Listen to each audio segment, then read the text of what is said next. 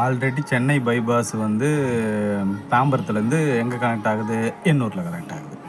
சரி அப்படியே சரி அது விட்டோம் அப்படின்னு சொன்னால், திரும்பவும் என்ன பண்ணாங்க, வண்டலூர்லேருந்து இன்னொரு ஒரு அவுட்டர் ரிங் ரோடு போட்டிங்க. அது எங்கே கனெக்ட் ஆகுதுன்னா, அதுவும் எண்ணூரில் தான் கனெக்ட் ஆகுது, மீஞ்சூரில்.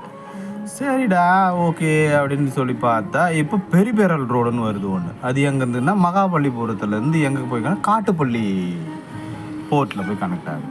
சரி என்னடா இது எல்லாமே எண்ணூருக்கு தான் போகிறானுங்களா அப்படின்னு யோசிச்சுட்டே இருக்கும்போது, இப்போ நீங்கள் கடல் வழியில் எண்ணூரில் கனெக்ட் பண்ணுறீங்க. நான் என்ன கேட்குறேன், இதெல்லாம் சென்னைக்கு உள்ளே தானே வராங்க, எல்லாம் வெளியே போகிறாங்க?